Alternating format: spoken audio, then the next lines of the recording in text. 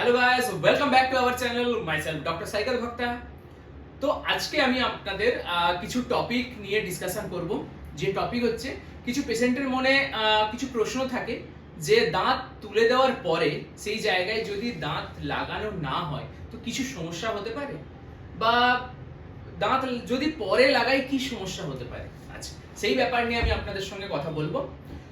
তো কিছু পেশেন্ট যেটা বলেন যে দাঁত যদি না লাগাই কি সমস্যা হতে পারে। দেখুন, দাঁত যদি না লাগান, ধরুন এটা দুটো দাঁত, মাঝে দাঁতের স্পেস, এই দাঁতটা তুলে দেওয়া হয়েছে, দুটো দাঁত যখন স্পেস পাবে তখন ওটা এইরকম ভাবে ঝুঁকতে শুরু করবে।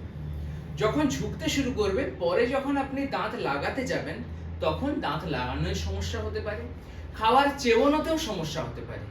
তো সেটা কি ভাবে সমস্যা হবে সেটা আমি আপনাদের একটা ফটোর মাধ্যমে, একটা ছবির মাধ্যমে আপনাদের আমি একটু বুঝিয়ে দিচ্ছি, একটু দেখবেন। আচ্ছা, প্রথমে যে এই ছবিটা দেখছেন, এই ছবিতে ওপরের দাঁত এবং নিচের দাঁত ভালোভাবে খাওয়ার চেবনো হচ্ছে, কোনো সমস্যা নেই। আচ্ছা, এরপরে ফটোতে আসছি আমরা, ধরে নিন এই মাঝখানের দাঁতটা, এই যে দাঁতটা ছিল এই মাঝখানের দাঁতটা আমরা তুলে দিয়েছি পেশেন্টের। তো কি হলো, তারপরে পেশেন্ট খাওয়ার চেপেছে, কোনো সমস্যা নেই। কিন্তু যখন দেখা যাচ্ছে 1 বছর 1.5 বছর পরে বা 6 মাস এতটা পরিবর্তন আসে না, বছর খানিক 1.5 বছর পরে কি হচ্ছে, এই যে দুটো দাঁত থাকছে, মাঝের স্পেসিংটা পেয়ে ও দুজনের দিকে ঝোঁকা শুরু করেছে। এখানে দেখুন স্পেসিংটা দেখুন, আর এর স্পেসিংটা দেখুন, স্পেসিংটা দেখতে পাচ্ছেন। আচ্ছা, এবারে কথা আসছে যে এই স্পেসিংটা ঝুঁকতে ঝুঁকতে ঝুঁকতে ঝুঁকতে যখন খুব বেশিভাবে ঝুঁকে যাবে, যেমন এই সাইডের দুটো খুব বেশিভাবে ঝুঁকে গেছে, তো সেই কেসে কি সমস্যা হবে, ওপরের দাঁত এবং নিচের দাঁত, তো কোনো একটা দাঁত ধরুন বেশি ঝুঁকে গেছে, ধরুন এই দাঁতটা ওইদিকে ঝুঁকে গেছে, এটা ওপরের দাঁত তো ওদিকে ঝুঁকে গেছে। তো আমরা তো নর্মালি এইভাবে খাওয়ার চেবই, তো ঝুঁকে যাওয়ার কারণে কি হচ্ছে, এইভাবে না বাইট হয়ে বাইটটা ঠিক এইভাবে বাইট হচ্ছে, কারণ এইরকম দাঁতটা ছিল, দাঁতটা বেঁকে যাওয়ার কারণে এইরকম বেঁকে গেছে, তাই তো। এবারে বাইটটা ঠিক এইভাবে হচ্ছে, মানে আপনি খাওয়ার চেবানোর চেষ্টা করছেন, খাওয়ার চেবানো হচ্ছে না। যেমন ধরুন এই ফটোতে যেটা দেখাচ্ছিলাম শেষ ফটোতে, সেটা হচ্ছে এই দুটো কর্নার আগে টাচ হয়ে যাচ্ছে, কারণ বেঁকে গেছে তো টাচ হয়ে যাচ্ছে, এবং মাঝের জায়গাটায় আপনি খাওয়ার চেবোতে পাচ্ছেন না। তো এই জায়গায় কি হয়, এরকম সমস্যা হয়ে গেলে খোলা লাগানো দাঁত আপনি লাগাতে গেলে, মানে যেটা হচ্ছে এই থার্ড স্টেপেও তো জায়গাটা অনেকটা কমে এসছে।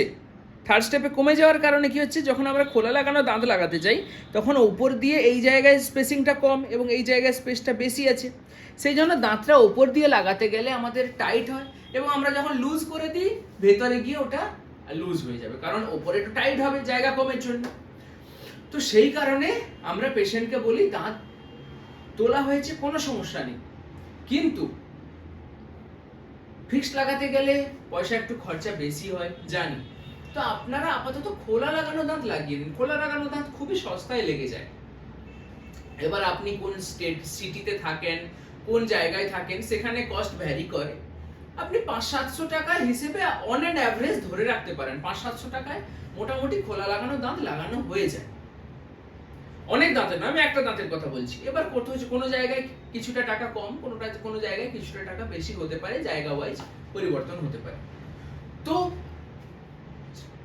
খোলা লাগানো দাঁত লাগাতে সমস্যা হবে, ফিক্সড আপনি লাগাতে পারেন। তবে হ্যাঁ, এইরকম যে ফোর্থ পয়েন্টে যদি চলে আসেন, খাওয়ার চেবনের সমস্যা যখন হবে তখন কিন্তু আপনি দাঁত লাগাবেন বললেও তখন আমাদের কাছে অনেক সময় অপশন থাকে না দাঁত লাগানো।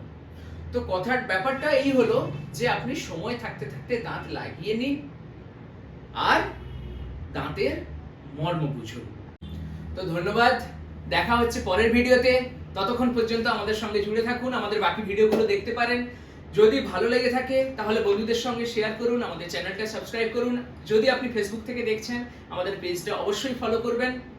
ধন্যবাদ।